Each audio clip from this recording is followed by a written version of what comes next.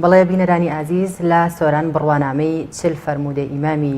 نەوەوی و قورئان خوێندن بەخشرایە بەشداربوانی خولەکە لەم بارەیەوە پەیامنێرمان ئازاد وەماراوایی ڕاپۆرتێکی بۆ ئامادەکردوون فەرموون با پێکەوە بینەری بین.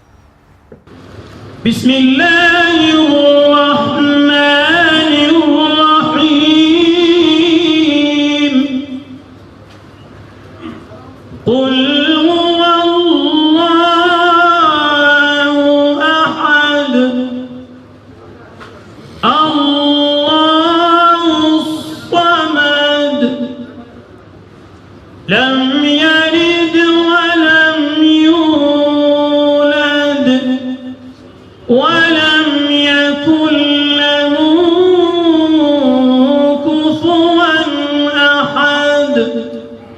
لەژێر چاودێری لقی سۆران یەکێتی زانانی ئەنیسلامی کوردستان و هەروە بەڕێوەبەرێتەوە وقافی سۆران ئەو مەراسیمەی بەخشینی ئیجازەنامەی قیرائە حەفظ و هەروەها قیرائە حەفظ و شعبە بە چەند قوتابیەک و هەروەها بەخشینی ئیجازەنامە لە چل فەرموودەی ئەربعینی نەوەوی بە زیاتر لە 15 قوتابی لە بەبوونەی مانجی ڕەمەزانی پیرۆز کە دەستمان پێکرد و ئەمشۆ لە شەوی 27 کە شەوی لەیلەتوڵ قەدرەکە ئەم مەراسیمەمان ڕێخست بۆ ئەوەی بەخشینی ئەو ئیجازەنامانە و بیتە جێی دەستخۆشیش و هەروەها تەشجیعێکیش لۆ ئەو قوتابیانەی دواتر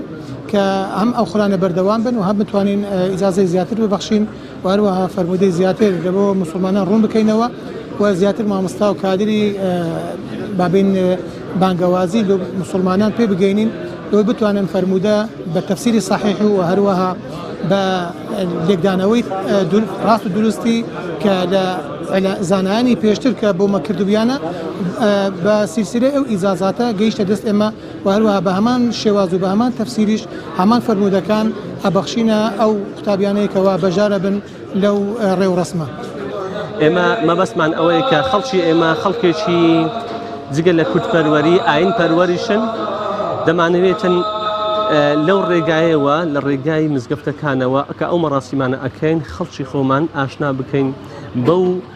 مەراسیمە ئاینیانەی کە لە ڕابردووە هەبووە و کە ئێستاشە زیندوی بکەینەوە. یەکێک لەوانە ئەوەیە کە ئێستا ئەو شەو لە مزگەفتی ئەبوبەکری سەدیق ئیجازەنامە ئەدرێت ئیجازەنامەی قیرائات و ئیجازەنامەی کە خوێندنی چل فەرموودەی پێغەمبەر صلی الله علیه و سلم لەلایەن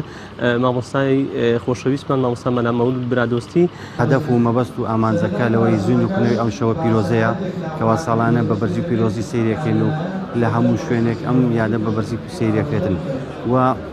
ئامانجەکە و هەدەفەکە تەشەکردنی مسلمانانە و ئەو گەنج و لاوانەیە بۆ ئەوی بەردەوام بن لەسەر قورئان و لەسەر فەرموودەی پێغەمبەر صلی الله علیه و سلم.